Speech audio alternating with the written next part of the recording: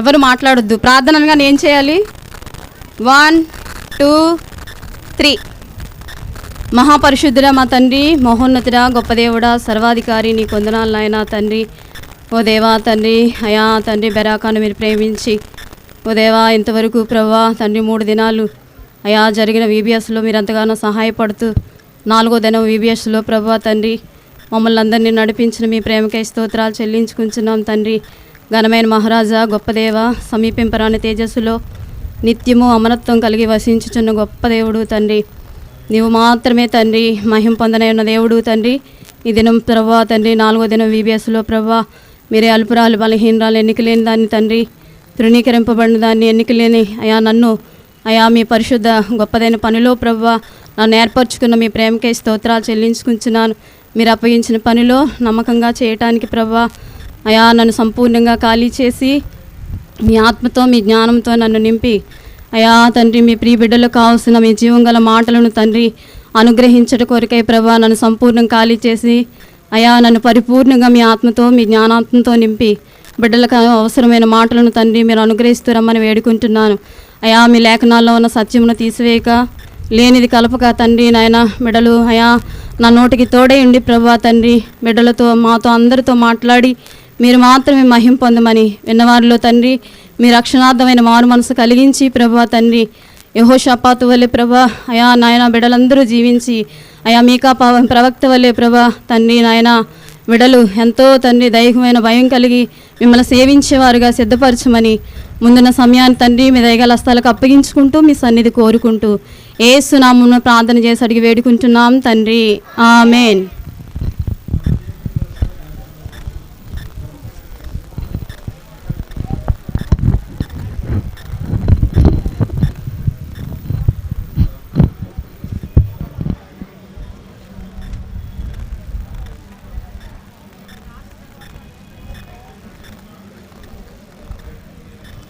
పిల్లలు దయచేసి ఎవ్వరూ మాట్లాడొద్దు. ఇది ఎవరి సమయము? దేవుని సమయం. మనం దేవునికి నమ్మకంగా ఇద్దాం, సరేనా? సరే, మొదటి రోజు పాఠం పేరేంటి? ప్రేరేపింపబడిన వాక్యం కదా. తర్వాత రెండో రోజు నిత్యమైన వాక్యము. మూడవ రోజు వెలిగించే వాక్యం. వెరీ గుడ్ కదా. అయితే మనం ప్రేరేపింపబడిన వాక్యము మనం ఏమి నేర్చుకున్నాం? ఎవరైనా చెప్పగలరా కదా? ప్రేరేపింపబడిన వాక్యము ఎంతమంది భక్తుల చేత దేవుడు ప్రేరేపించి వ్రాయబడుతూ వచ్చింది? ఎవరైనా చెప్తారా? 40 మంది ప్రవక్తలు. ఎన్ని సంవత్సరాలు? సరే, రెండవ రోజు నిత్యమైన వాక్యము కదా. నిత్యమైన వాక్యంలో మనకి ఎవరి జీవిత చరిత్ర ఆంటీ చెప్పారు కదా. ఎవరు చెప్పారు చెప్పండి? విలియం టిండేల్ కదా. ఆయన జీవిత చరిత్ర చూస్తే చాలా అద్భుతం కదా. ఆయన కాలిపోతూ ఏమిస్తూ వచ్చాడు? వెలుగును కదా. వాక్యం ఉంది కదా. యోహాను సువార్తలో బాప్తిస్మం ఇచ్చే యోహాను గురించి ఒక మాట ఉంటుంది. ఏమైనా ఉంటుంది ఆయన గురించి? ఆయన మండుచున్న ప్రకాశించుచున్న దీపం, ఆయన వెలుగుతూ కదా. మూడవది ఏంటి? వెలిగించు వాక్యము. ఎవరిని వెలిగించాడు ఆయన? దేవుడు ఎవరిని వెలిగించాడు? ఫిలిప్పుని గురించి మాట్లాడినప్పుడు కదా, ఫిలిప్పు దేవుడు ఎన్నుకున్నాడు కదా. ఫిలిప్పును దేవుడు ఎన్నుకున్నప్పుడు ఆయన ఎవరిని వెలిగించాడు? కందాకే క్రింద మంత్రి అయిన నపుంసకుని కదా. విన్నారా? వినలేదా? పరిశుద్ధాత్మ ద్వారా దేవుడు ఎవరిని కొనుకోబడుతూ వచ్చాడు? ఎవరి దగ్గరికి? ఫిలిప్పు దగ్గరికి కదా. వినలేదా మీరు? అప్పుడు ఎవరు వెలిగింపబడుతూ వచ్చారు? నపుంసకుడు కదా. యెషయా గ్రంథం చదువుతున్నప్పుడు ఆయనకి అర్థమయ్యేటట్టు ఎవరు చెప్పారు ఆయనకి? ఫిలిప్పు కదా. అంతే, దేవుడు ఫిలిప్పును ఎన్నుకుంటూ వచ్చాడు. అయితే ఈరోజు మన వాక్య భాగం ఏంటంటే సత్యమైన వాక్యము.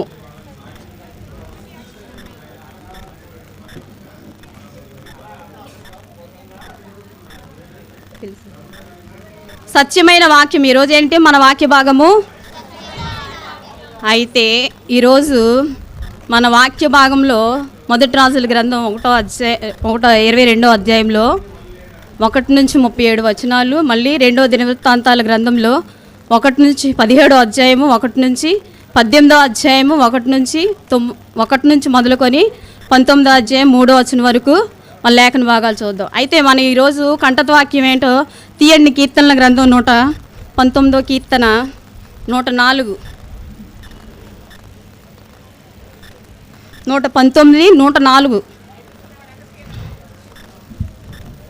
నీ ఉపదేశం వల్ల నాకు వివేకము కలుగెను, తప్పు మార్గములన్నీ నాకు అసహ్యములాయెను కదా. అయితే ఈరోజు మన వాక్య భాగంలో మనం అయితే వాక్యం ఏం చేసిద్దంటే మనం మంచి చెడ్డల తెలివిని ఏమిస్తుంది? వాక్యమేనా లేదా? వాక్యం యొక్క ఉద్దేశం ఏంటంటే మంచి చెడ్డలు మనం తెలుసుకోవాలంటే దేవుని వాక్యం ఏమిస్తుంది? మనకి జ్ఞానం ఇచ్చును. చెప్పండి, ఏమిస్తుంది? జ్ఞానం ఇచ్చును. అయితే ఈరోజు మన వాక్య భాగంలో ఒక మంచి రాజుని గురించి దేవుడు మాట్లాడబోతున్నాడు మనతో. ఆయన పేరు ఏం పేరు తెలుసా? యెహోషాపాతు. చెప్పండి. యూదా ప్రజలకి దేవుడు మరొక మంచి రాజు అయిన యెహోషాపాతును అనుగ్రహిస్తూ వచ్చాడు. ఆయన పేరు ఎవరు? ఏం పేరు? యెహోషాపాతు. అతను ఏం చేస్తూ వచ్చాడు? యెహోవా దేవుణ్ణి, నమ్మకమైన దేవుణ్ణి సేవించడమే మాత్రమే కాకుండా ఆయన ఏం చేస్తూ వచ్చాడంటే దేవుని వాక్యమును ప్రేమిస్తూ వచ్చాడు. ఆయన ఏం చేశాడు? దేవుని సేవించి ఆయన వాక్యాన్ని ప్రేమించాడు. కాబట్టి అతను రాజు అవుతూ వచ్చాడు. అంత మాత్రమే కాకుండా ఆయన ఏం చేశాడో తెలుసా? యెహోవా ప్రవక్తల మాటలను విని ఆయన దేవుని వాక్యమును ప్రేమించి ఆయన విగ్రహాలను పూజించుటక నిరాకరిస్తూ వచ్చాడు. ఎవరు? యెహోషాపాతు. ఆయన ఇలా చేయటం వల్ల దేవుడు అతన్ని బహుగా ఆశీర్వదించాడు. ఏం చేశాడు ఆయన? ఎందుకంటే ఆయన ఏం చేశాడు? మొట్టమొదటిగా యెహోవా దేవుణ్ణి సేవించాడు, దేవుని వాక్యాన్ని ప్రేమించాడు, దేవుని ప్రవక్తల మాటలు ఆయన వింటూ వచ్చాడు. విన్నప్పుడు దేవుడు అతన్ని బలపరిచి ఏం చేస్తూ వచ్చాడంటే అతనికి అనేకమైన స్నేహితులను అనుగ్రహిస్తూ, ఆయన ఎవరు తెలుసా? ఇదిగో యెహోషాపాతు కదా. ఇతని పేరు ఎవరు? ఇతను ఎవరికి? యూదా ప్రజలకి రాజు. ఎవరు? ఈయన అతని దేవుడు ఏం చేశాడంటే దేవుని వాక్యాన్ని ప్రేమించాడు, దేవుణ్ణి సేవిస్తూ వచ్చినప్పుడు దేవుని అతన్ని బహుగా ఆశీర్వదించి బలపరిచి అతనికి అనేక స్నేహితులను ఇచ్చాడంట. అంత మాత్రమే కాకుండా ఆయనకి ఐశ్వర్యాన్ని కూడా దేవుడు అనుగ్రహించాడు. అంత మాత్రమే కాకుండా అతని రాజ్యము బలపడిందంట. యెహోషువ గ్రంథం 2వ దినవృత్తాంతాల గ్రంథం 17వ అధ్యాయంలో దేవుడు అతని గురించి 17వ అధ్యాయం 1 నుంచి 6 వచనాల్లో చక్కగా రాస్తాడు. ఎందుకంటే ఆయన ఎలా నడిచాడంట? యోధా దేశంలో అతని తండ్రి పేరు ఏం పేరంటే ఆశ తన తండ్రి మృతి పొందిన తర్వాత యూదా ప్రజలకు ఎవరు రాజు అవుతూ వచ్చాడు? యెహోషాపాతు దినాల్లో ఏ రీతిగా తన యూదా దేశంలోని ఏం చేశాడంట? ప్రాకార పట్టణాలన్నింటినీ కట్టించి సైన్యాన్ని నుంచి ఇంకా ఆయన తండ్రి అయిన ఆశ పట్టుకొనిన ఎఫ్రాయిం పట్టణం అన్నిటి మీద బలమైన కావలి బలమను ఉంచుతూ వచ్చాడు. ఆయన బలమైన కావలిని ఉంచినప్పుడు అంత మాత్రమే కాకుండా తన తండ్రి అయిన దావీదు ఏ రీతిగా తన నడుచుకున్న ప్రారంభ దినాల్లో ఏదైతే దేవుడి యందు నడుచుకుంటూ వచ్చాడో యెహోషాపాతు కూడా ఆ రీతిగా నడుచుకొని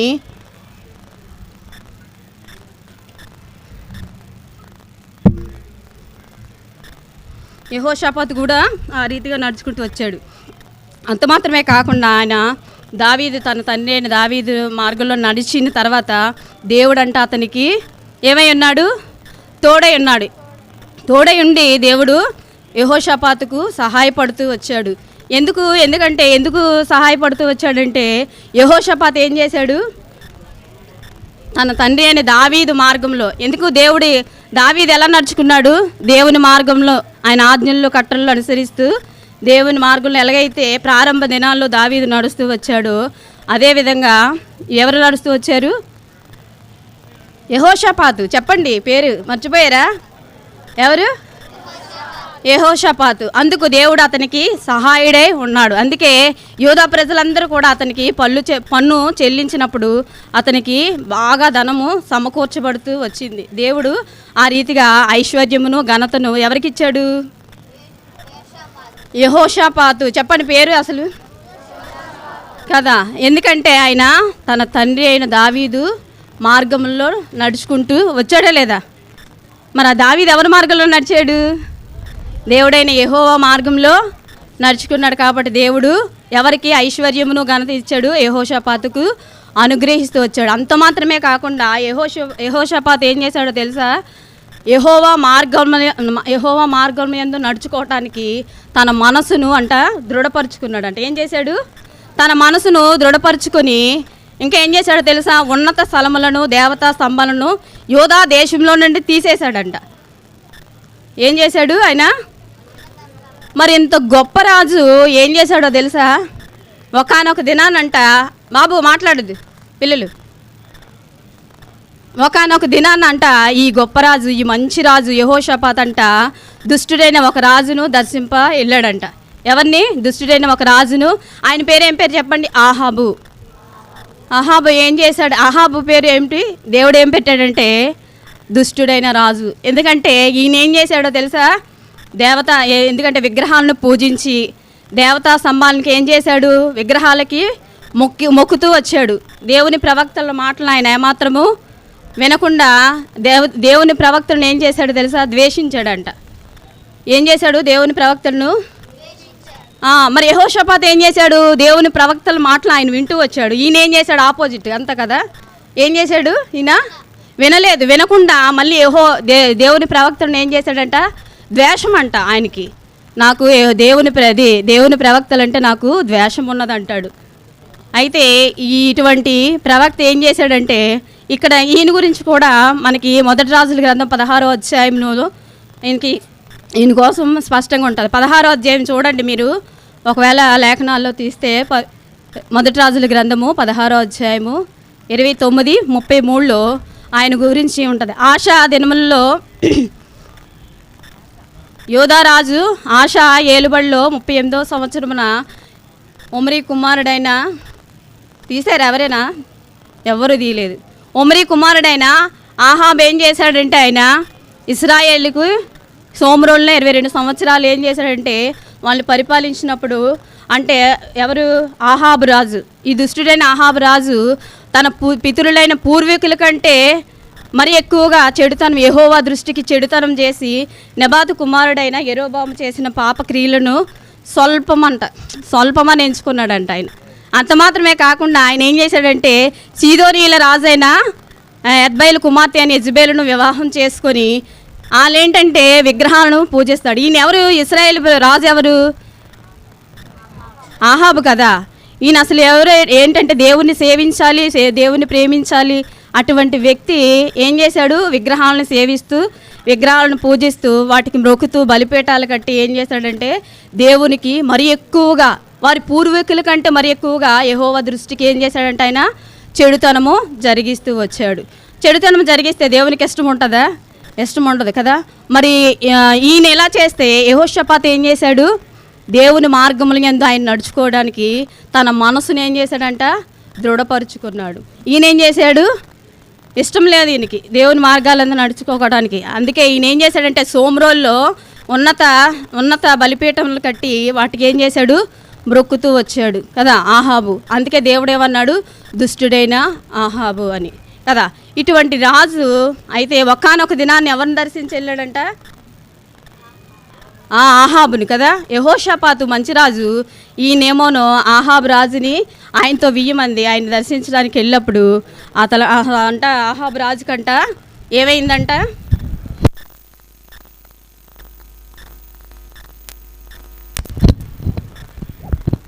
ఆహాబు రాజుకి ఏమైందంటే ఆయనకి మహా సంతోషం కలిగిందంట. ఏం కలిగింది? మహా సంతోషం కలిగినప్పుడు ఆయనతో వచ్చిన యెహోషాపాతు రాజుతో పాటు తనతో పాటు జనులు వస్తారు కదా, సేవకులు, వీళ్ళందరూ, వారందరికీ కూడా ఆహాబు రాజు గొప్ప విందు చేశాడంట. ఏం చేశాడు? గొప్ప విందు చేశాడు. ఎందుకు చేశాడంటే ఈయనకి ఒక ఆశ ఉంది ఆహాబు రాజుకి. ఆహాబుకి ఏంటంటే సిరియా దేశము రామోత్ గిలాద్ మీదకి పోయి అక్కడ ఒక పట్టణాన్ని జయించి స్వాధీనం చేసుకోవాలని ఆశ ఎవరికి ఉంది? ఆహాబు రాజుకు ఉండెను. అయితే తన దగ్గర ఉన్న సైన్యము బలము సరిపోదని ఏం చేశాడంటే ఆయన యెహోషాపాతు ఏ రీతిగా ఎలా వచ్చాడంటే యెహోషాపాతు కంట రెండో దినవృత్తాంతాల గ్రంథంలో 17వ అధ్యాయంలో చక్కగా రాసి ఉంటుంది అనమాట. అక్కడ ఆయనకి ఎందుకంటే ఎలా ఉందంటే యోధా దేశంలో యెహోషాపాతు ఎలాగంట గొప్పవాడైపోయాడంట. ఎలా ఉన్నాడు ఆయన? గొప్ప రాజు అయిపోయి అతని దేశంలో అతనికి చాలా ధనం సమకూర్చుకున్నాడంట. సమకూర్చుకోవడమే కాకుండా అతను ఆ దేశంలో ఉన్నత ప్రాకారాలను కట్టించాడు. అంత మాత్రం కాదు, సామాగ్రి నిల్వ చేసే పెద్ద పురాలను ఆయన కట్టిస్తూ వచ్చాడు. ఆ కట్టించడం వల్ల ఆయన క్రిందంట సహస్రాధిపతులు ఇంకెవరున్నారు తెలుసా? పరాక్రమశాలులు. యుద్ధంలో ఎవరున్నారు తెలుసా? పరాక్రమశాలు, సహస్రాధిపతులు, యుద్ధ సన్నద్ధులు ఆయనకి లక్షల్లో ఉన్నారంట. వందల్లో వేల్లో కాదు. ఎలా ఉన్నారు? కొన్ని లక్షల్లో ఉండటం వల్ల ఆహాబు ఏమనుకున్నాడు? ఇతని ద్వారా నాకు సహాయం కలిగను, ఇతని ద్వారా నేను సహాయం తీసుకోవాలని ఆశించి ఇతని ద్వారా నేను ఎక్కడికి? రామోత్ గిలాదు మీదకి చక్కగా వెళ్ళిపోవచ్చు, ఆ దేశాన్ని స్వాధీనపరచుకోవచ్చు అని తలంచి చక్కగా యెహోషాపాతుకు అతనితో వచ్చిన జనులందరికీ ఆయన ఏం చేశాడంట? గొప్ప విందు చేసి మర్యాదగా చూసుకున్నాడంట. చూసుకున్న తర్వాత ఇప్పుడు నెక్స్ట్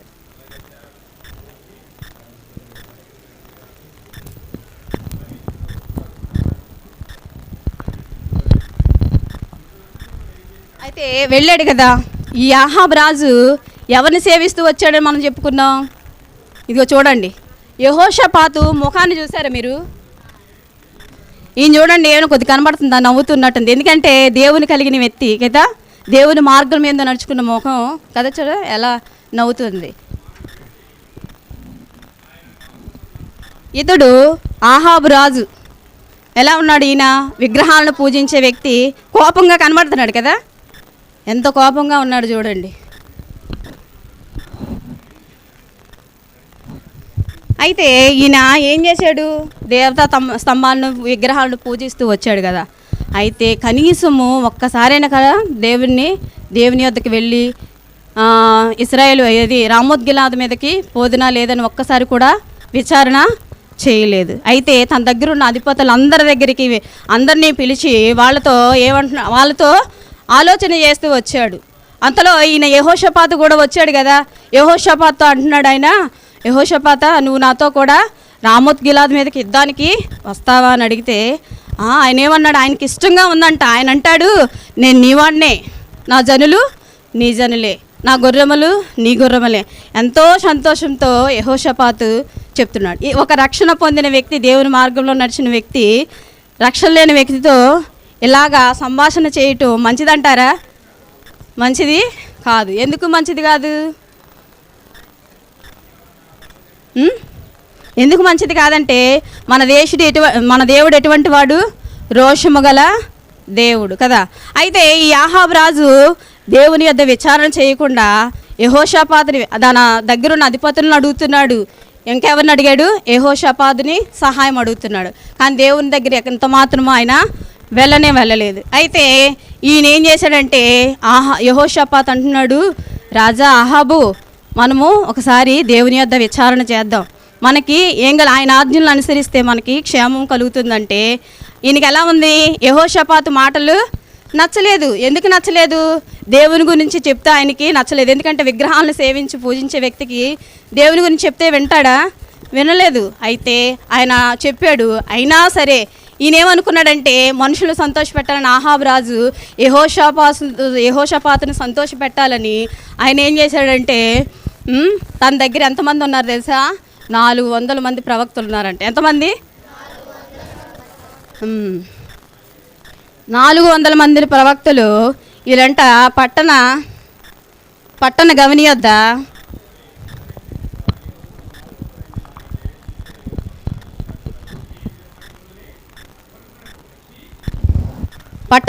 వద్ద ఎవరుంటారు చెప్పండి? గవని అంటే ఏంటి? ఊరి మధ్యలో ఎవరుంటారు? ప్రజలు ఉంటారు కదా. గవని దగ్గర ఎవరుంటారు? అయితే వారందరినీ మధ్య వీళ్ళు ఏం చేశారు? ఆహాబు రాజు, ఈయన ఎవరు? ఆహాబు. ఈయనెవరు? ఆయన ఆహాబు కాదు, యెహోషాపాతు. ఈయన ఆహాబు రాజు. ఎవరు? వీరిద్దరూ ఏం చేశారంటే రాజవస్త్రాలు ధరించుకొని చక్కగా కూర్చున్నారు. ఎక్కడ కూర్చున్నారు? గవనియద్ద, ఊరి గవనియద్ద కూర్చొని ఆ 400 మంది ప్రవక్తలను ఏం చేస్తున్నారు? ఆయన పిలిచాడు.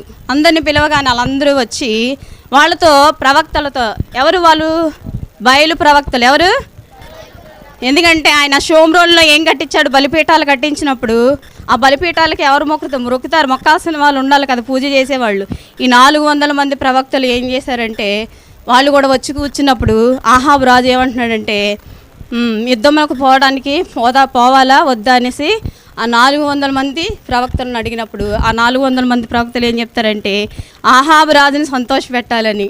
మనం కూడా ఈ సమయాల్లో మనుషుని సంతోషపెట్టాలని లేనిది కూడా మాట్లాడతాం కదా, మాట్లాడతారా లేదా? ఎప్పుడు మాట్లాడలేదా కదా? అయితే వీళ్ళు కూడా ఏం చేశారంటే ఆ విషయము రామోద్గిలాద్ మీదకి పోయి ఆ పట్టణాన్ని స్వాధీనం చేసుకోవాలని ఆహాబు రాజుకి ఆశ ఉందని ఎవరికి తెలుసు? 400 మంది ప్రవక్తలకి తెలుసు. వీళ్ళు ఎవరు? అబద్ధ ప్రవక్తలు. ఎవరు? అబద్ధ ప్రవక్తలు. అయితే వీరేం చేశారంటే ఆహాబు రాజుతో, నువ్వు రామోద్గిలాద్ మీదకి పోతే నువ్వు యెహోవా సెలవిస్తున్నాడు, నువ్వు జయం పొందుతావు అని చెప్పారంట. 400 అంతే. అది రాజుకి ఇష్టమా కాదా? అబ్బా నేను జయిస్తానని చక్కగా చెప్పారని. అయితే ఈయన ఏం చేశారు? ఈ మాటలన్నీ, వీళ్ళు చెప్పిన మాటలన్నీ, అబద్ధ ప్రవక్తలు చెప్పిన మాటలన్నీ ఎవరు వింటున్నారు? ఇంకొక రాజు ఉన్నాడు కదా, ఆయన ఎవరు? గట్టిగా చెప్పాలి. యెహోషాపాతు కదా, ఆయన వింటున్నాడు. ఆయన విని ఆయనకి ఏమని గ్రహింపొచ్చింది? వీళ్ళందరూ ఏం చెప్తున్నారు? అబద్ధం చెప్తున్నారు, వీళ్ళెవ్వరూ కూడా దేవుని ప్రవక్తలు కాదు అని ఆయనకు అర్థమైంది. ఎందుకు అర్థమైందంటే ఆయనకి నిజమైన ప్రవక్తలు ఎవరు, అబద్ధ ప్రవక్తలు ఎవరో తెలుసా లేదా? యెహోషాపాతుకి తెలుసు. ఎందుకంటే దేవుని మార్గముల యందు ఆయన నడుచుకోవటానికి తన మనసును ఏం చేశాడు? దృఢపరుచుకున్న ఈయన చక్కగా అప్పుడు చెప్పాడనమాట. ఏమన్నారు? అయితే మనం కూడా ఈ దినాల్లో యెహో మాటలు నిజమని యెహో పక్షంగా మాట్లాడుతున్న ప్రవక్తలని చూసారా లేదా? చాలామంది అబద్ధ ప్రవక్తలు ఉన్నారా లేదా? ఈ దినాల్లో కూడా ఉన్నారు. అయితే యెహోషాపాతు మాత్రము యెహోవా ప్రవక్తల మాటలే వింటూ వచ్చాడు, దేవుని వాక్యాన్ని ప్రేమించాడు. కాబట్టి వాళ్ళు అబద్ధ ప్రవక్తలని ఎవరు గ్రహించగలుగుతూ వచ్చారు? యెహోషాపాతు గ్రహించాడు. కాబట్టి మనము కూడా అందుకే ఆయన ఎలా నడుచుకున్నాడు? మనం స్టార్టింగ్ కీర్తనలో ఏం చెప్పుకున్నాం? 119 కీర్తన 104. టక్కన ఎవరు కూడా దిగలేదు. నీ ఉపదేశం వల్ల నాకు వివేకము కలిగెను, మార్గములన్నీ నాకు. యెహోషాపాతుకి ఏమవుతూ వచ్చాయి? ఈ మార్గాలన్నీ, వీళ్ళు చెప్పే బోధలన్నీ అసహ్యం కలిగింది. ఎందుకంటే అవి మంచి మాటలు కాదని అర్థమైంది కదా. అందుకే ఈ దినాన్ని కూడా మనకి దేవుడు మన చేతిలోకి ఏమొచ్చింది తెలుసా? పరిశుద్ధ గ్రంథం కదా. ఏది మంచో ఏది చెడో మన వాక్య ఉద్దేశం కూడా అదే కదా. మంచి చెడును తెలుసుకోవటానికి దేవుని వాక్యం మనకి ఏమిస్తుంది? జ్ఞానం ఇచ్చును. అలాగా యెహోషాపాతు గ్రహించడానికి ఎవరిచ్చారు? జ్ఞానం. అలాగే ఈ పరిశుద్ధ గ్రంథంలో ఆదికాండం మొదలుకొని ప్రకటన వరకు దేవుని గురించి, ఆయన జనన మరణ పునరుత్థానం గురించిన వార్తను దేవుడు పరిపూర్ణంగా రాస్తూ వచ్చాడు. కాబట్టి లూకా సువార్త 2వ అధ్యాయంలో మనకి బాగా తెలుసు. అంటే ఏముంటుంది 2వ అధ్యాయం అంతా? యేసుక్రీస్తు జననం కదా.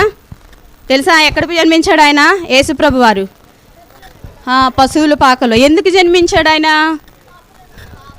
పాపులను, వెరీ గుడ్ కదా. అసలు ఆయన వచ్చిన సందర్భం ఏంటి? ఆ పరలోక పట్టణ భాగ్యమని ఎంచుకొనక నీ కొరకు నా కొరకు నువ్వు నేను చేసే ప్రతి పాపము అపరాధముల కొరకు ఆయన నశించిపోవటానికి, ఆయన సిలువు మీద మరణించడానికే ఈ పరలోక పట్టణం భాగ్యమని ఎంచుకోక నీ వంటివానిగా నా వంటివానికి లోకానికి వచ్చి ఏం చేశాడు? ఆయన తన ప్రాణమును సిలువలో పెట్టెను. ఎందుకు పెట్టాడంటే మనందరం ఎవరు? పాపులము. ఏమని చెప్తుంది రోమాపత్రిక 3:23లో? ఏ భేదము లేదు, అందరూ పాపము చేసి దేవుడు అనుగ్రహించి మహిమను పొందలేకపోవచ్చు. అందరూ అన్నారు. అందరూ అంటే అందులో నువ్వు నేను ఉన్నామా లేదా? ఉన్నామా కదా. అంటే అయ్యో ఆంటీ మేమేం పాపం చేసాం అనుకోవచ్చు కదా.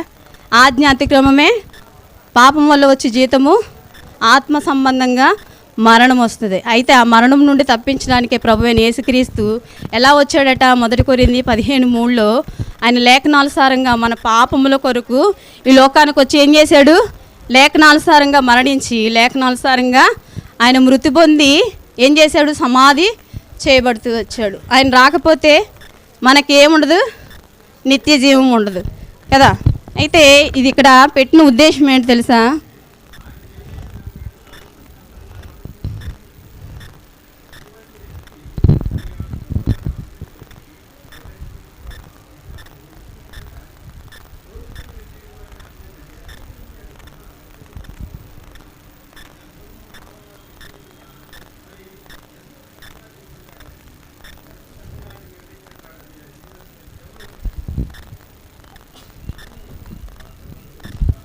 మనము ఆయన ఏ ఊటం కోసం ఈ లోకానికి వచ్చాడు?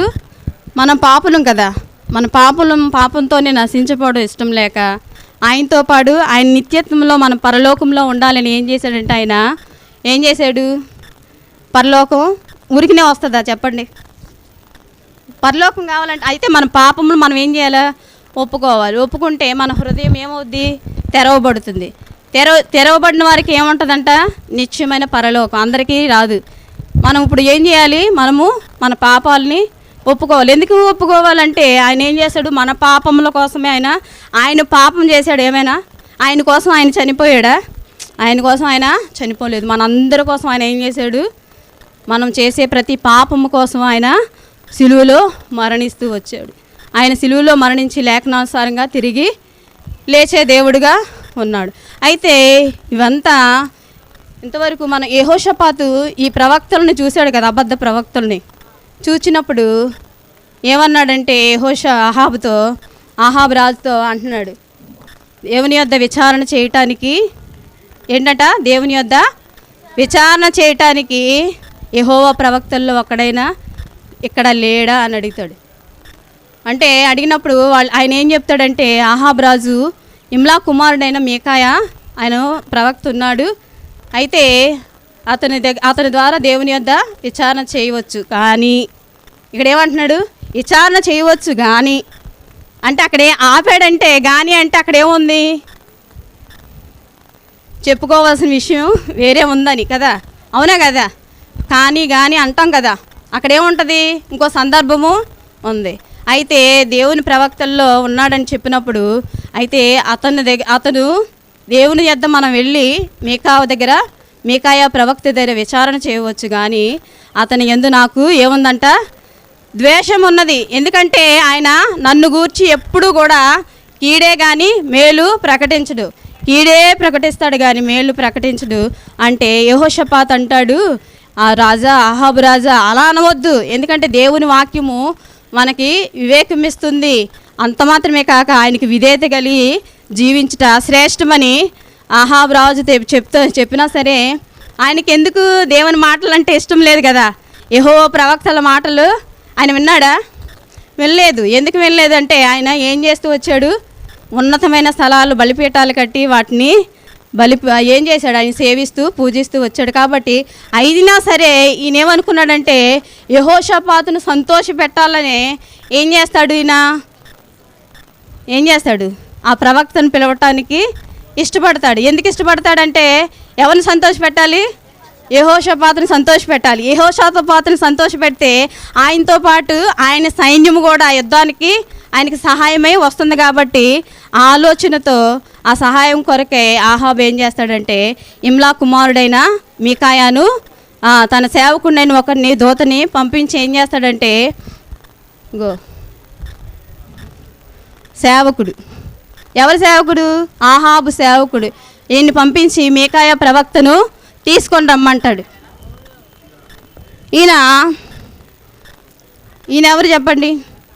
మీకాయా ప్రవక్త. ఎవరు? మీకాయా ప్రవక్తను తీసుకొని మీకాయా ప్రవక్త దగ్గరికి వెళ్తాడు ఈయన. అయితే అహాబు రాజుకి ఎంతమంది ప్రవక్తలు ఉన్నారన్నాను? బయలు ప్రవక్తలు 400 మంది ప్రవక్తలు ఎవరి పక్షాన్ని మాట్లాడుతున్నారంట? అహాబు పక్షంగా మాట్లాడి అహాబు రాజును సంతోష పెట్టాలని ఏం చేశారు? అహాబు రాజా నువ్వు యుద్ధానికి వెళ్ళిపో, ఎందుకంటే యుద్ధంలో నువ్వు జయించి రాజ్యాన్ని పొందుకుంటావని చెప్పారు కదా. అయితే ఈయన దగ్గరికి వెళ్ళినప్పుడు ఈయన సేవకుడు ఉన్నాడు కదా, అహాబు సేవకుడు. ఈయన ఏమని పలుకుతున్నాడంటే ఏమన్నాడంటే ఆహా యెహోషాపాతు అదే మీకాయా ప్రవక్త నువ్వు నా అదే యాహాబు రాజు బాబు అక్కడ మాట్లాడుతా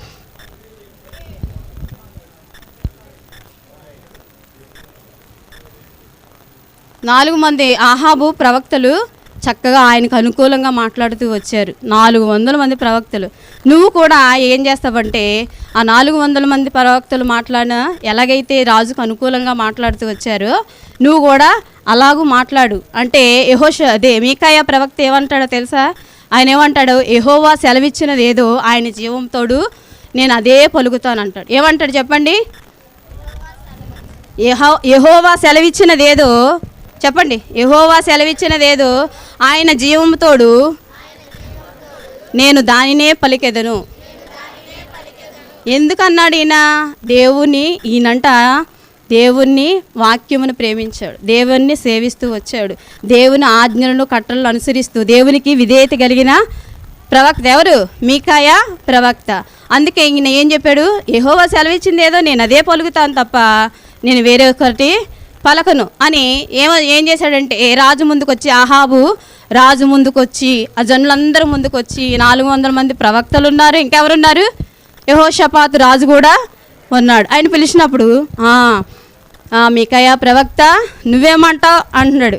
ఏమంటాడు? మీకాయా ప్రవక్త నువ్వేం పలుకుతావు అంటే ఆయన ఏమంటాడు? ఎందుకంటే దేవుని వాక్యానికి లోబడ్డని దేవుని ప్రవక్తల మాటలు వినడని ఎవరికి తెలుసు? మీకాయా ప్రవక్తకి తెలుసా లేదా? ఎందుకంటే ప్రవక్తని ఈయన ఏం చేశాడు? ద్వేషించాడు కదా.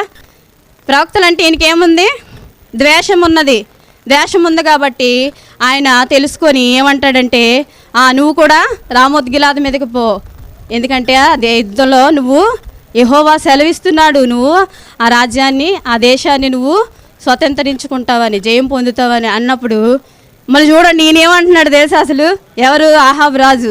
మీకాయా ఏం మాట్లాడుతున్నావు, ఏం పలుకుతున్నావు, నీకేమైందని ఏంటంటున్నాడు? అంటే ఆయనకి ఏమర్థమైందంటే ఈయన నిజమేనా దేవుడు చెప్పే మాట నాకు చెప్పలేదని, యెహోవా నామమును బట్టి నిజమే మాట్లాడమని నీకు ఎన్నిసార్లు నేను చెప్పలేదని ఎవరంటారు?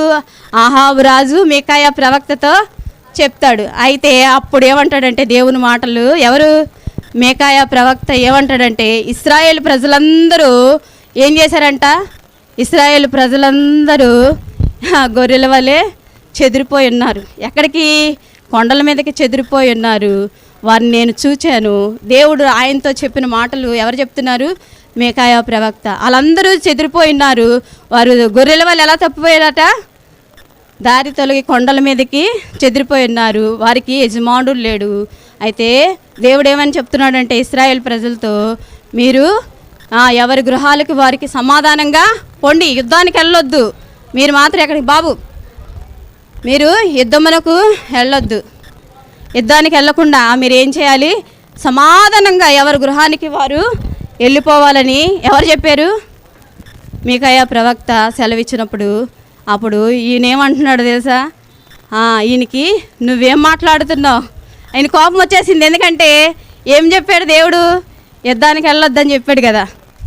ఇశ్రాయేల్ ప్రజలందరూ మీ గృహానికి వెళ్ళిపోండి, సమాధానంగా పొండని చెప్తావా నువ్వు అని ఆయన మీద కోప్పడి చూడండి పిడికిలు బిగించాడు. ఆయన ఎలా కోపం వచ్చిందంట? పిడికిలు బిగించేంత కోపము ఎవరి మీద వచ్చింది?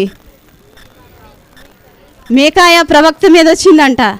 అయినా సరే ఆయన ఏమంటున్నాడు? దేవుడు సెలవిచ్చింది ఏదో నేను దాన్నే చెప్తాను. వేరేది ఎవరైనా చెప్తారా? చెప్పలేరు కదా. ఎందుకంటే దేవుడు ఆయన దేవుని మార్గంలో నడుస్తున్నాడు. దేవుని ఉపదేశాన్ని ఆయన వివేకము కలిగి మాట్లాడినప్పుడు మీకాయా దేవుడు ఏం పలకవలసిందో అదే పలుకుతూ వచ్చాడు. మరి ఈ ఆహాబు రాజు పిడికిలు బిగించిన వ్యక్తి ఇలా ఉన్నాడు కదా. వీళ్ళు ఏమనుకుంటున్నారంటే ప్రవక్తలు కూడా అమ్మో ఆహాబు రాజుకి ఈయన అనుకూలంగా మాట్లాడలేదు, ప్రవక్తలకు అనుకూలంగా మాట్లాడలేదు. అయితే ఆయన ఇవన్నీ ఎవరు చూస్తున్నారు? యెహోషాపాతు దగ్గరుండి చూస్తున్నాడు లేదా? దగ్గరుండి చూశాడు. ఆయన ఏమన్నాడు అనేసి ఒక్క మాట అయినా మాట్లాడా? ఒక్క మాట కూడా యెహోషాపాతు. మరి దేవుడు అంటే తెలుసు కదా ఆయనకి. దేవుని మార్గంలో ఏందో నడిచాడు. ఆయన దేవుడి మార్గంలో ఏందే ఏం చేస్తూ వచ్చాడు?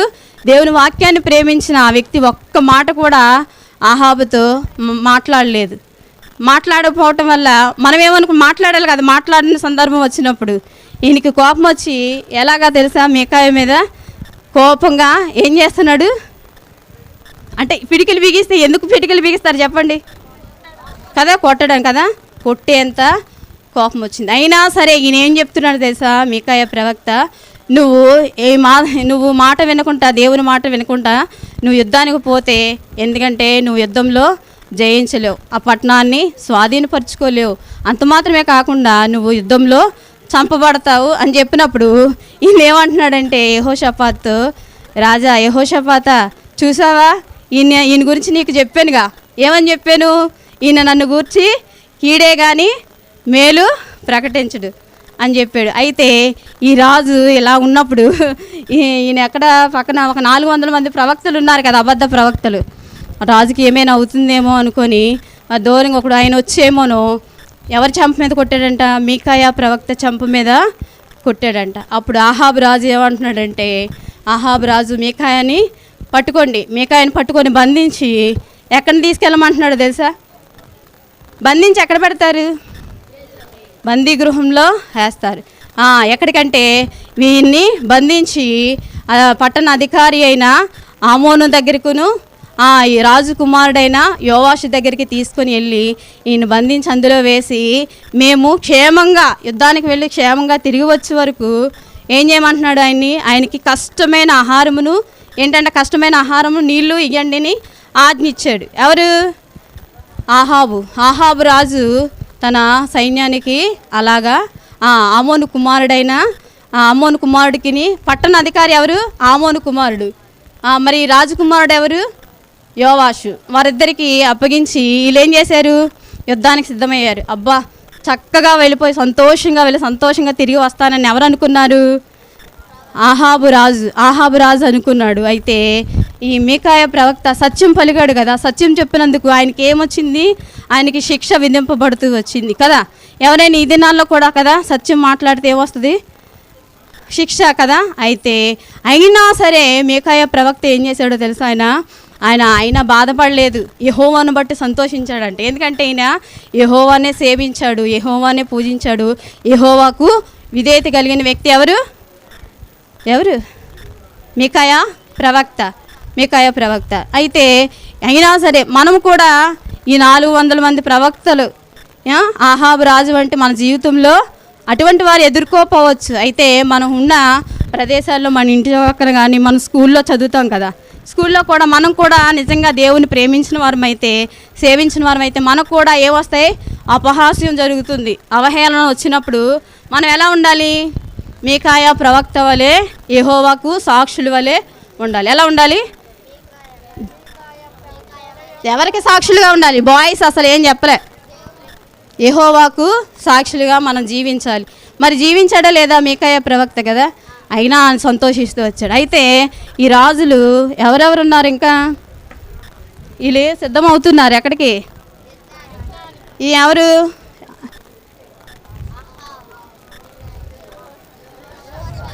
యెహోషాపాత్ కదా. మీకు ఆ డ్రెస్ చూడగానే అర్థం అవ్వాలి, బ్లూ కలర్ కదా.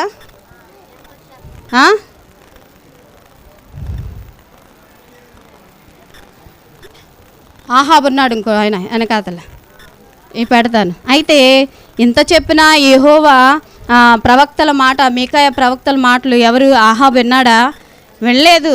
యెహోవా మాటలని అంటే ఏం చేశాడంట, దేవుని మాటలు, దేవుని ప్రవక్తల మాటలు త్రోసివేసి భక్తిహీనంగా యుద్ధానికి బయలుదేరాడండి. ఎలాగా, భక్తిహీనంగా బయలుదేరాడు. అయితే మరి ఆ యెహోషాపాతు ఉన్నాడు కదా, మరి ఇవన్నీ చూస్తున్నాడు. ప్రవక్తను కొట్టినప్పుడైనా ఈయన మాట్లాడా, బందీ గృహంలో ఏమన్నప్పుడైనా మాట్లాడకుండా ఏం చేశాడంట, యెహోవా ఈయన ఏం చేశాడు, భక్తిహీనులకు సహాయం చేసి, అంటే తర్వాత వస్తుంది, ఈయన ఏం చేశాడు, ఆహాబు రాజుకి సహాయం చేయాలని సంతోషం ఉన్నదా లేదా, బాబు విను, అందరూ కొట్టుకుంటు, ఆహాబు రాజుకి సహాయం చేయాలని ఎవరికి ఆశ ఉంది, యెహోషాపాతుకు ఉంది కదా.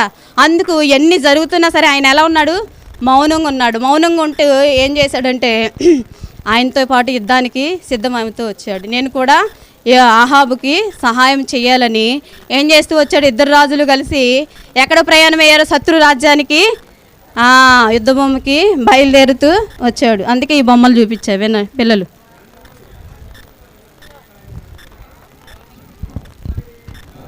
నాకు ఇచ్చిందే లేట్ ఇచ్చారమ్మా.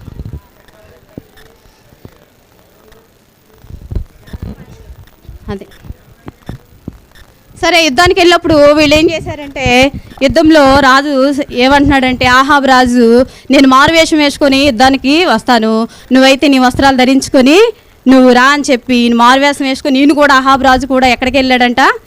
ఎక్కడికి వెళ్ళాడు? యుద్ధంలో ఆయన కూడా జాయిన్ అవుతాయి. అయితే సిరియా రాజైన, శత్రు రాజైన ఆయన ఏం చెప్పాడంటే, ఆయన సైన్యానికి, రథాధిపతులకి, ఇశ్రాయేల్ రాజును మాత్రమే, ఆహాబు రాజును మాత్రమే మీరు చంపండి, వేరొకరు ఎవరిని కూడా జోలికి వెళ్ళొద్దంటే, వీళ్ళు ఏం చేశారంటే, ఈయన కూడా రాజవస్త్రాలు ధరించుకుని యెహోషాపాతు కూడా యుద్ధానికి వెళ్ళాడు కదా. అప్పుడు యుద్ధానికి వెళ్ళినప్పుడు వీళ్ళు ఏం చేసుకున్నారు? రథాధిపతులు ఏం చేశారంటే, ఆయనే ఇశ్రాయేల్ రాజు అనుకొని ఏం చేశారంటే, ఆయన తరమపోయి ఆయన్ని పట్టుకోవాలని ఆయన మీదకి వెళ్ళినప్పుడు యెహోషాపాతు కేకలు వేసినప్పుడు ఏం చేశారంటే, వాళ్ళు ఏమనుకున్నారు? ఈయన ఇశ్రాయేల్ రాజు కాదు ఈయన అని తరమకుండా, ఆయన ఏమనకుండా ఏం చేశారు? ఆయన విడిచిపెట్టారు. అప్పుడు యెహోవా ఏం చేశాడు? యెహోషాపాతుని కాపాడుతూ వచ్చాడు. ఎందుకు కాపాడుతూ వచ్చాడంటే, అప్పుడు యెహోషాపాతుని కాపాడాడు. అయితే యుద్ధంలో ఏం చేస్తారంటే, యుద్ధ భూమికి వెళ్ళినప్పుడు యుద్ధంలో యుద్ధంలో సైనికులు ఉంటారు కదా, ఒక సైనికుడు గురి చూడకే బాణాన్ని ఏం చేశాడంట? విడిచినప్పుడు ఆహాబు రాజు ఉన్నాడు కదా, యుద్ధంలో ఆయన వెళ్ళాడుగా. ఆహాబు రాజు ఏం చేశాడంటే, ఆయనకు కీలు కవచపు కీలు మధ్యలో గాయం అవుతూ ఉంది. అయితే ఆయనకి ఏం చేశాడంటే, రథసారథితో చెప్తాడనమాట, నాకు గాయమైంది, రథం తిప్పి సైన్యం మధ్యలో నుంచి అవతలకి తీసుకొని వెళ్ళిపోయినప్పుడు రథసారథి ఆ రీతిగా బయటికి తీసుకెళ్ళిపోతాడు. అయితే మీకాయ ప్రవక్త ముందే చెప్పాడు కదా. అయితే సాయంకాలం అయినప్పుడు మీకా ప్రవక్త చెప్పినట్టుగానే ఎవరు చనిపోయారు? ఆహాబు రాజు చనిపోయాడు. ఆహాబు రాజు ఏం చేశాడు? చనిపోయాడు. ఆయన చనిపోయిన తర్వాత అప్పుడు ఈయన ఎవరున్నారు? యెహోషాపాతు ఉన్నాడు కదా. యెహోషాపాతు ఏం చేశాడంటే, తన రాజ్యానికి తిరిగి వెళ్ళిపోయాడు. మరి ప్రవక్తల మాట వింటే, ముందే అబద్ధ ప్రవక్తల మాట విని ఇంత నష్టాన్ని ఎవరు తెచ్చుకున్నారు? ఆహాబు రాజు తెచ్చుకున్నాడు. మనము కూడా కదా, ఎవరి మాట వినాలో, అబద్ధ ప్రవక్తలు ఎవరో, నిజమైన ప్రవక్తలు ఎవరో తెలుసుకోవాలంటే ఎక్కడికి రావాలి? మనము వాక్యం దగ్గరికి రావాలి. అయితే యెహోషాపాతు తన దేశం మీదకి వచ్చినప్పుడు ఒక ప్రవక్త ఏమని చెప్తాడంటే, నువ్వు భక్తిహీనులకి సహాయం చేసి దేవుని శత్రువులకి ఏం చేసావంట? నిజమైన స్నేహితుడు అయ్యావని చెప్తాడు. ఎందుకని అలా చెప్తాడంటే, ఎవరికి సహాయం చేయడానికి వెళ్ళాడు యెహోషాపాతు? ఆహాబు రాజుకి సహాయం చేయడానికి యుద్ధంలోకి వెళ్ళినప్పుడు తన సైన్యాన్ని నష్టపోతూ వచ్చాడు కదా, తను కూడా చనిపోవాల్సిన వ్యక్తి కదా. దేవుడు ఏం చేస్తూ వచ్చాడు? ఆహాబు రాజుని, యెహోషాపాతుని కాపాడుతూ వచ్చాడు. అదంతటికీ కారణం ఏంటంటే, అందుకే ఆ ప్రవక్త అంటాడు, నువ్వు యెహోవా దృష్టికి కోపం పుట్టించినన్ను కూడా నువ్వు దేవుని దృష్టికి ఏం చేసావంటే, దేవుని మార్గంలో నడుచుకోవటానికి నీ మనసు దృఢపరుచుకొని ఉన్నావు. కాబట్టి దేవుడు నీ యందు మళ్ళీ కనికరించి, అయితే యెహోషాపాతు పశ్చాత్తాపడతాడు కాబట్టి దేవుడు ప్రేమమయుడు ఏం చేస్తాడు? ఆయన మనల్ని ప్రేమించి మన ప్రతి పాపమును, అపరాధం, దోషం ఏం చేస్తాడు? ఆయన క్షమించి తిరిగి సమకూర్చేవాడుగా ఉంటాడు. కాబట్టి యెహోషాపాతు ఆ విధంగా మళ్ళీ క్షమించబడి తన రాజ్యం స్థిరపరచబడుతూ వచ్చింది. అయితే మనం కూడా మన ఆత్మీయ జీవితంలో మనం ఏం చేయాలి? మనం కూడా మన పాపాలు ఏం చేయాలి? పాపాలందు మనం పశ్చాత్తాపడి దేవుని వద్ద ఒప్పుకున్నప్పుడు ఆయన ఏం చేస్తాడు? మొదటి యోహాను రాసిన పత్రిక 1:9 ఏం చెప్తుంది? పరిశుద్ధ లేఖనంలో, మన పాపము నిమిత్తము మన పాపం మనం ఒప్పుకొని ఆయన నమ్మదగిన వాడును నీతిమంతుడు గనక మన పాపమును క్షమించి సమస్త దుర్నీతి నుండి మనలను పవిత్రులుగా చేయును. యేసు రక్తము ప్రతి పాపమును కడిగి మనల్ని ఏం చేస్తుంది పిల్లలు? యేసు రక్తము ఏం చేస్తుంది? సిలువ రక్తం. మన హృదయం ఏమాలాలి? యేసు ప్రభుకి ఇచ్చినట్లయితే మనం ఆయన నిత్యత్వంలో ఉంటాం కదా. మనం ఇంకా చీకట్లోనే ఉంటే ఎక్కడ ఉంటాం? నిత్య నరకాగ్ని, అగ్నిగుండం, పాతాళం, దాన్ని తప్పించిన వాడు ఎవడూ లేదు. అందుకే యోహాను రాసిన సువార్తలో 3:16 ఏమంటాడు? దేవుడు లోకమును ఎంతో ప్రేమించును. కాగా ఆయన తన అద్వితీయ కుమారునిగా పుట్టినవాని యందు విశ్వాసం ఉంచి ప్రతివాడు నశింపక నిత్య జీవం పొందినట్లు తండ్రి అయిన దేవుడు మనకి ఎవరిని అనుగ్రహించాడు? ప్రభు అయిన యేసుక్రీస్తుని కదా. మనం ఇప్పుడు ఏం చేయాలి? యేసుక్రీస్తుని మన సొంత రక్షకుడిగా అంగీకరించాలి. అంగీకరించక ముందు మన నోటితో మనం ఏం చేయాలి? అపోస్తలుల కార్యాలు 16:31 ఏముంటుందంటే, వారు ఏం చేస్తారు? వారందరూ దేవుని యందు విశ్వాసం ఉంచితే ఏంటంట, నువ్వు నీ ఇంటి వారును రక్షణ పొందుదురు కదా. మనం ఆత్మరక్షణ పొందాలంటే ప్రభు అయిన యేసుక్రీస్తు నందు విశ్వాసం ఉంచాలి. విశ్వాసం ఉంచాలంటే మన హృదయం నిండా దేవుణ్ణి ఏం చేయాలి? మన పాపాలు ఒప్పుకొని పశ్చాత్తాపడినప్పుడు యెహోషాపాతుని క్షమించి తిరిగి సమకూర్చిన దేవుడు మనల్ని కూడా ఆయన రక్తంతో కడిగి మనల్ని కూడా పరిశుద్ధపరిచి పవిత్రపరిచి. కాబట్టి ఈ మాటలు దేవుడు మన జీవితాల్లో దీవించి ఆశీర్వదించునుగాక. ఆమేన్. ప్రార్థన చేసుకుందాం.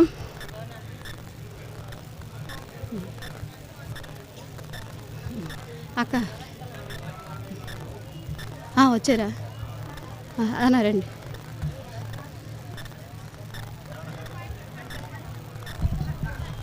పిల్లలు కంఠవాక్యం 119 కీర్తన 104 చెప్పాను కదా. నీ వివేకము వలన రాసుకోండి, ఎవరైనా రాసుకోలేని వాళ్ళు.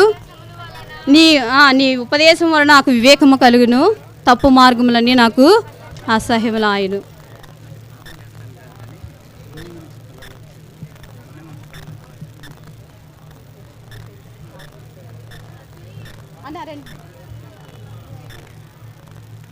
ప్రార్థన. పిల్లలు కళ్ళు మూసుకోండి.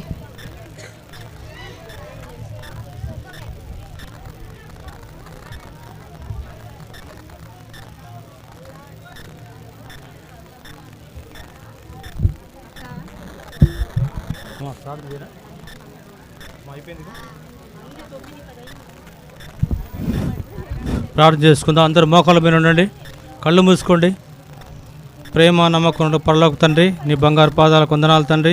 ఉదయకాలం సజీవులు లెక్కించి నీ మందిరాన్ని తీసుకొచ్చి 4వ దినమున ప్రభా వీబీఎస్ జరుగుతుండగా నీ కృపా కనికరం ప్రేమ ఆశీర్వాదం మాపై ఉంచి ప్రభా నాయన అక్కగారు నిలబెట్టుకొని చెప్పబడిన వాక్యాన్ని బట్టి బిడ్డలు విని నాయన అర్థం చేసుకొని ప్రభా వాక్యానుసారంగా నడుచుకున్నటకు వారు పెద్దవారైనప్పుడు గొప్ప స్థితిలో ఉండటకు నీ కృపా కనికరం వారిపై ఉంచి తండ్రి. నీ దయగల అస్సలకు అప్పగిస్తున్నాను తండ్రి. నేను చివరి రోజు వరకు ప్రభా నీ స్వాధీనంలో ఉంచుకోండి ప్రభా నాయన. ప్రతి ఒక్కరి జ్ఞాపకం, టీచర్స్ కానీ, గ్రూప్ టీచర్స్ కానీ, పెద్దలను కానీ, పనిచేయించిన వారు కానీ, సేవకులు సేవకురాలు ఎంతోమంది ఉన్నారు. వారందరిని బట్టి స్తోత్రం తండ్రి. ముందున్న సమయాన్ని కూడా జ్ఞాపకం చేసుకొని సహాయం చేయమని బిడ్డలకు నీ తోడు నీడ భద్రత కాపుదల ఉంచి వారు ప్రభా చక్కగా వినుటకు, రాయుటకు, తెలుసుకున్నటకు కృప చూపని నీ దగ్గర అస్సలకు అప్పగిస్తూ యేసునామమున స్తుతించి ప్రార్థించి వేడుకొంచున్నాం తండ్రి. ఆమేన్.